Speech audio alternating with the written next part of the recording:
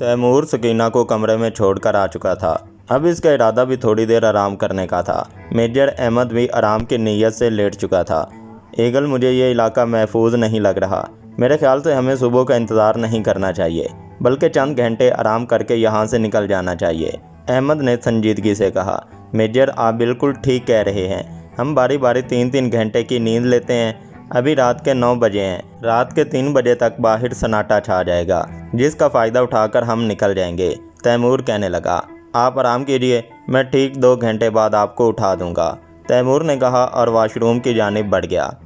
Taimur fresh होकर वापस आया, कमरे की लाइट बंद की और अब आरामदेह बिस्तर पर बैठा हुआ था। इस वक्त इसके जहन में सिर्फ़ और सिर्फ वार्निंग स्टार था। वो जल्द अज जल्द अपने जहाज़ तक पहुंचना चाहता था।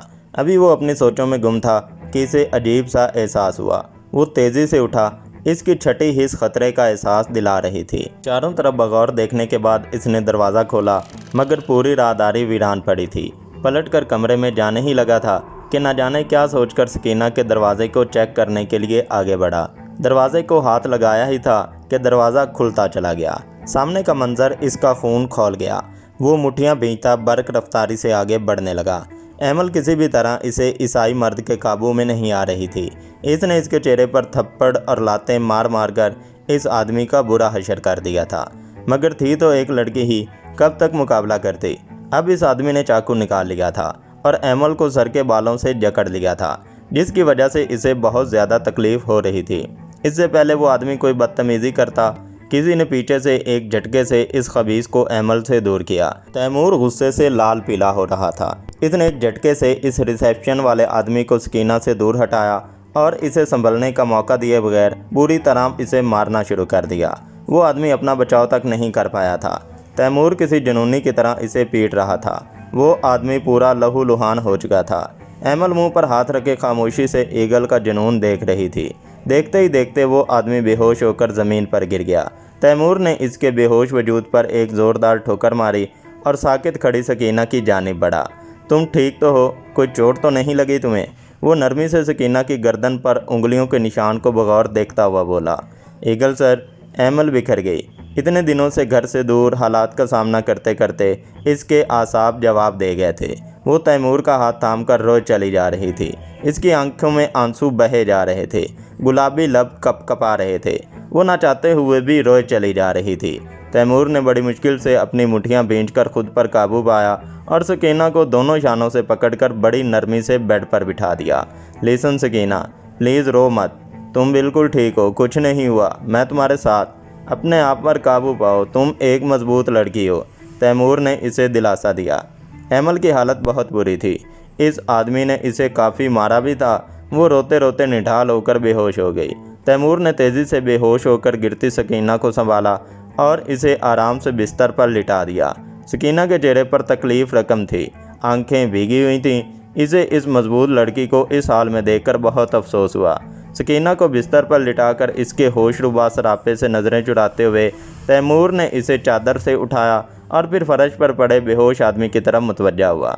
ये आदमी इन तीनों को अच्छी तरह देख चुका था और इनके लिए इसका होश में आना ख़तरनाक साबित हो सकता था। तैमूर ने इसके सर पर ज़ोर से ज़रब लगाई कि गर्दन की हड्डी की टूटने की आवाज़ तक सुनाई ना दी।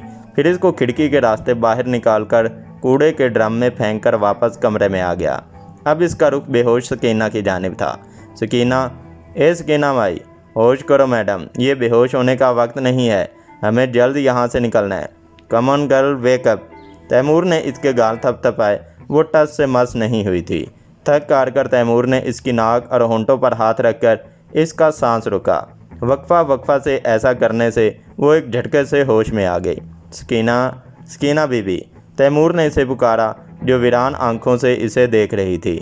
ईगल की आवाज़ सुनते ही एमल तेज़ी से अपने हवासों में लौटी और एकदम बिस्तर से खड़े होने की कोशिश करने लगी। सकीना, आराम से। तैमूर ने इसके शानों पे हाथ रखते हुए कहा। ईगल सर, वो आदमी। एमल हैरानगी से खाली कमरे को देखती हुई बोली। तुम इस जलील आदमी की फ़िक्र मत करो, मैंने इसे ठिकाने लगा दिया है। अब हमें जल्द अज जल्द यहाँ से निकलना होगा, इससे पहले इसकी गुमशुदगी का लोग नोटिस लें। तैमूर ने कुर्सी पर पड़ी अपनी जैकेट उठाकर सकीना की तरफ बढ़ाई। ये जैकेट पहनो और अपने बालों को अच्छी तरह से समेट लो। मैं मेजर अहमद को उठाता हूँ। अब हमें खिड़की के रास्ते यहाँ से निकलना होगा। होटल स्टाफ की नज़रों में आए बगैर तैमूर इसे हिदायत देता दरवाज़ा बंद करता तेज़ी से अपने कमरे की जानिब बढ़ने लगा। वो जैसे ही कमरे में दाखिल हुआ और लाइट जलाई तो मेजर अहमद उठ बैठा। ईगल, सब ठीक तो है? अहमद पूछने लगा। तैमूर ने सारी तफसील बताई। मेजर अहमद सारी बात सुनकर छलांग लगाकर बिस्तर से खड़ा हो गया। ईगल, सकीना ठीक तो है? कोई बड़ा नुकसान तो नहीं हुआ खुदा न खास्ता? अहमद ने तशवीश से पूछा। मिस सकीना ठीक हैं, हमें यहाँ से निकलना चाहिए फ़ौरन। ईगल जल्दी से बोला। ठीक है, लेट्स गो, मेजर अहमद ने कहा और जल्दी जल्दी अपना सारा सामान समेटने लगा। दोनों ने मिलकर अपना सामान समेटा। कमरे को अच्छी तरह से लॉक करके वो दोनों सकीना के कमरे में दाखिल हो गए। सकीना इनको देखते ही खड़ी हो गई। तैमूर ने अंदर दाखिल होकर कमरे का दरवाज़ा लॉक किया और चटखनी भी चढ़ा दी। इतने में अहमद हवास बाख्ता खड़ी सकीना के पास पहुंच चुका था। सकीना, तुम ठीक तो हो? कोई चोट तो नहीं लगी? वो बड़ी बेफिक्रमंदी से पूछ रहा था। तैमूर को इसकी फ़िक्र की एक आंख नहीं पाई। मैं ठीक हूँ, अहमद थूक निकलते हुए बोली। इसे ईगल की नज़रें अपने ऊपर गड़ी महसूस हो रही थीं। मेजर अहमद ने गौर से सकीना के हिचकिचाते हुए अंदाज को देखा। इतने में तैमूर भी इनके करीब आ चुका था। गाइस, सब बातें बाद में, अभी निकलने का करो, तैमूर पास आकर संजीदगी से बोला। अहमद के कमरे की खिड़की पिछली गली में खुल रही थी। तैमूर ने इसकी खिड़की को खोला। मेजर अहमद, हमें इस खिड़की के रास्ते पाइप से उतरकर यहाँ से निकलना होगा, तैमूर ने अपना प्लान बताया। मेजर अहमद खिड़की के पास पहुंचा। दोनों पट खोलकर बाहर झांका। रात का अंधेरा फैला हुआ था।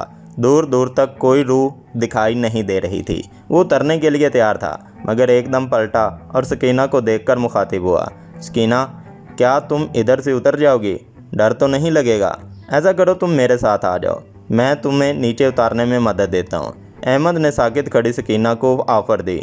इससे पहले अहमद मेजर अहमद की बात पर गौर करती, ये इनकी ऑफ़र एक्सेप्ट करती। तैमूर तेज़ी से चलता इसके पास आया। मेजर, आप चलिए, सकीना को कोई प्रॉब्लम नहीं है, वो आ जाएगी, तैमूर ने दो टोक लहजे में कहा। अहमद की खिड़की से निकलते ही तैमूर खिड़की की जानिब बढ़ा और सकीना को पास आने का इशारा किया। सकीना, तुम मेरी कमर पर आ जाओ और अपने दोनों हाथ मेरी गर्दन में डालकर मुझे कस कर पकड़ लो, हमें नीचे उतरना है, ईगल ने इसे हिदायत दी। अहमद आहिस्ता से चलती हुई ईगल के पास आई और हिचकिचाते हुए इसने अपने नाजुक हाथ ईगल की गर्दन में डाले। इसे ये सब बहुत अजीब सा लग रहा था। वो खुद भी पाइप से उतर सकती थी, लेकिन इसके आसाब इस वक्त बहुत कमज़ोर थे और वो ना चाहते हुए भी ईगल की मदद लेने पर मजबूर थी। तैमूर ने बड़े आराम से हल्की फुल्की सी सकीना को अपनी पीठ पर लादा और पाइप लाइन के ज़रिए तेज़ी से बिल्डिंग से नीचे उतरने लगा। मेजर अहमद नीचे उतर चुका था। चारों तरफ का जायज़ा लेकर इसने ऊपर खड़े ईगल को सब क्लियर है का इशारा किया। मेजर अहमद की क्लियरेंस पाते ही तैमूर तेज़ी से सकीना को अपनी पीठ पर लादे नीचे उतरा। नीचे उतरते ही इसने सकीना को फर्श पर खड़ा होने में मदद दी। ईगल, हमें फौरी तौर पर निकलना चाहिए, तुम सकीना को लेकर मेन रोड तक पहुंचो, मैं कोई गाड़ी चुराने की कोशिश करता हूं, मेजर अहमद ने कहा। ठीक है मेजर, हम नाकाबंदी से पहले गाड़ी छोड़ देंगे, मैं मेन रोड के पास आपका इंतज़ार करता हूं, तैमूर ने संजीदगी से कहा। मेजर अहमद जेब में रखी गन अपने गिरफ्त में लेता हुआ बड़ी एहतियात से चारों जानिब देखता हुआ तेज़ी से आगे बढ़ गया। वो सड़कों पर खड़ी गाड़ियों को चेक कर रहा था। इसे पुराने मॉडल की गाड़ी की तलाश थी, क्योंकि पुरानी गाड़ियों में कैमरे और रिमोट स्टार्ट का चक्कर नहीं होता। काफ़ी दूर जाकर इसे एक पुराने मॉडल की गाड़ी खड़ी नज़र आ गई। इस मॉडल की अच्छी बात यह थी कि इसमें सिक्योरिटी फीचर्स नहीं होते। इसने बड़े आराम से गाड़ी से टेक लगाते हुए दायां हाथ शीशे पर ज़ोर से मारा और शीशा तोड़ दिया। अंदर हाथ डालकर गाड़ी का दरवाज़ा खोलकर तेज़ी से अंदर बैठ गया। गाड़ी में बैठकर इसने इग्निशन के नीचे वाले तारों को खींचकर आपस में जोड़ा और घड़ घड़ करके गाड़ी स्टार्ट हो गई। वो बड़े आराम से गाड़ी को मतलूबा नुक्कड़ तक ले आया, जहां तैमूर और सकीना इसका इंतज़ार कर रहे थे। कॉमन फ्रेंड्स, गाड़ी का इंतज़ाम हो गया। मेजर ने इनके करीब रोककर दरवाज़ा खोलकर इन्हें बुला लिया। ईगल ने पिछला दरवाज़ा खोलकर सकीना को बिठाया और ख़ुद अहमद के साथ आगे बैठ गया। सकीना, तुम सीट के दरमियान लेट जाओ ताकि बाहर से देखने वालों को इस गाड़ी में कोई औरत नज़र ना आए, क्योंकि ये यहूदी तुम्हें तलाश कर रहे हैं। किसी भी औरत को देखकर ये गाड़ी की तलाशी ज़रूर लेंगे। ईगल ने सकीना को हिदायत दी। अहमद सर हिलाते सीट के दरमियान दब गई। अब गाड़ी में सन्नाटा छाया हुआ था और गाड़ी पूरी रफ्तार से शहर से बाहर नवाई इलाके की तरफ दौड़ रही थी। गाड़ी काफ़ी आगे तक का फासला तय करके आई थी। लेकिन अब थोड़ी दूर जाके फौजियों की चौकी नज़र आ रही थी। इसलिए अहमद ने गाड़ी एक टीले के पीछे कच्चे में उतार कर खड़ी कर दी। यहाँ से हमें दरख्तों की आड़ लेकर पहाड़ों की जानिब पैदल सफ़र करना होगा। ईगल भी गाड़ी से निकल आया था। इसने असबात में सर हिलाते हुए सकीना को गाड़ी से बाहर निकलने का इशारा किया। अब वो तीनों कच्ची पक्की पुरखार पगडंडियों से गुजरते हुए आगे बढ़ रहे थे। ईगल आगे था, सकीना बीच में और आखिर में मेजर अहमद। ईगल और मेजर अहमद दोनों की रफ्तार बहुत तेज़ थी। वो बड़े बड़े कदम उठाकर आगे बढ़ रहे थे। अमल पूरी कोशिश करके इनका साथ दे रही थी।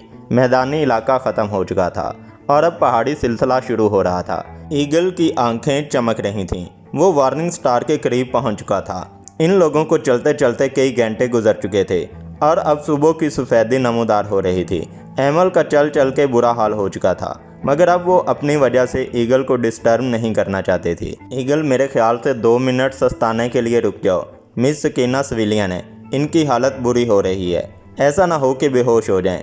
मेजर अहमद अमल के थके थके चेहरे को देखकर बोला। तैमूर चलते चलते रुक गया और मुड़कर सकीना को देखा। वो वाकई बहुत निढाल और थकी थकी लग रही थी। जिस हादसे से वो गुजरी थी, लगता था अभी भी इसके असाब पर इसका असर बाकी था। तैमूर ने चारों तरफ देखा। हल्की हल्की सफ़ेदी फैल रही थी। वो इस वक्त गज़ा की पट्टी के मेन इलाके में थे, जहाँ से थोड़ी दूर के फासले पर इसका वार्निंग स्टार छुपा हुआ था। मेजर, ये इलाका ख़तरनाक है। इन यहूदियों का तरबीती कैंप यहाँ से बमुश्किल 4 मील के फासले पर है। यहाँ ज़्यादा देर ठहरना ख़तरनाक साबित हो सकता है। तैमूर संजीदगी से बोला। ईगल, तुम ठीक कह रहे हो। सकीना, क्या तुम में इतनी हिम्मत है कि थोड़ी दूर और चल सको और सामने मौजूद पहाड़ी पर चढ़ सको? मेजर अहमद ने पूछा। जी मैं बिल्कुल ठीक हूँ। ईगल सर ठीक कह रहे हैं, रुकना मुनासिब नहीं है। आप लोग मेरी फ़िक्र मत करें, चलिए सफ़र जारी रखें। अमल मजबूत लहजे में बोली और खड़ी हो गई। तैमूर ने गहरी नज़रों से अमल को देखा और दोबारा सफ़र शुरू कर दिया। अभी वो लोग थोड़ा आगे बढ़े ही थे कि इन्हें दूर से यहूदी फ़ौजी कमांडो यूनिफॉर्म पहने पहाड़ियों की तरफ आते हुए नजर आए।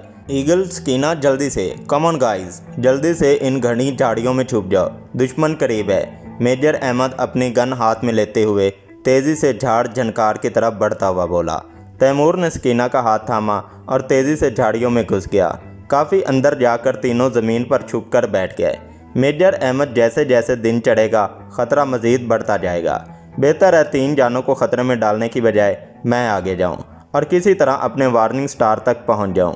जब तक आप और सकीना अपने आप को छुपा कर रखें, फिर मैं आप लोगों को यहीं से पिक कर लूँगा। तैमूर संजीदगी से बोला। यू आर राइट ईगल, तुम आगे बढ़ो, हम यहीं तुम्हारा इंतज़ार करते हैं, मेजर अहमद ने कहा। तैमूर तेज़ी से खड़ा हुआ। इसी वक्त अमल ने भी इसकी जानिब देखा। इन दोनों की नज़रें एक दूसरे से टकराईं। एक लम्हा को तो तैमूर का दिल चाहा कि इसे तसल्ली दे, लेकिन वो फिर सर झटकता झुककर भागता हुआ आगे बढ़ गया। अमल बहुत देर तक तैमूर की हिम्मत देखती रही, हत्ता कि वो नज़रों से ओझल हो गया।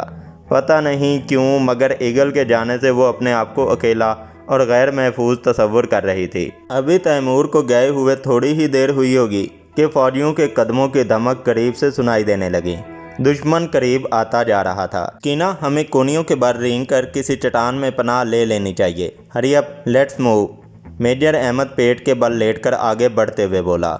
मगर ईगल सर ने हमें यहीं रुककर इनका वेट करने को कहा था, वो उलझे हुए लहजे में बोली। ईगल प्लेन लेने गया है, यकीनन इसके पास फाइटर जेट होगा, इसलिए वो हमें आराम से ट्रैक कर लेगा। लेकिन अगर इधर हम रुके तो बहुत जल्द गिरफ्तार कर लिए जाएंगे। मेजर अहमद ने इसे समझाया और आगे बढ़ने का इशारा किया।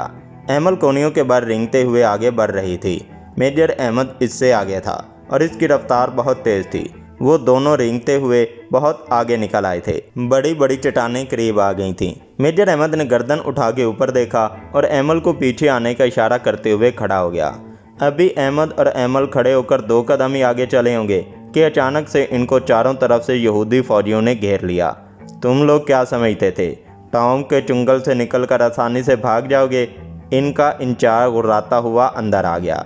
गिरफ्तार कर लो इन दोनों को और घसीटते हुए कैंप तक ले चलो। टॉम ने अपने साथियों को हुक्म दिया।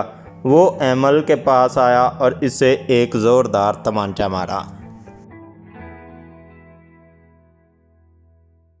नाज़रीन मोहतरम, ये थी आज की वीडियो। उम्मीद करते हैं आज की वीडियो आपको पसंद आई होगी और साथ में आपसे गुजारिश है कि मेरे दूसरे चैनल को सब्सक्राइब करके मेरी YouTube फैमिली का हिस्सा बन जाएं। पाकिस्तान के गुमनाम हीरोज़ को आपके सामने लाना ही हमारी अव्वलीन तरजीह है और कमेंट्स में पाक आर्मी, पाकिस्तान और ISI जिंदाबाद का नारा लगाना मत भूलें। अगर आपको हमारी वीडियोज़ पसंद आ रही हैं तो लाइक, शेयर और कमेंट कीजिए और बेल आइकॉन दबा लीजिए ताकि हमारी हर नई आने वाली वीडियोस आपको बर वक्त मिल सकें। आपकी तरफ से किया गया लाइक और कमेंट हमारे लिए एक तोहफा होता है, जैसे हमें हमारी मेहनत का फल मिल गया हो।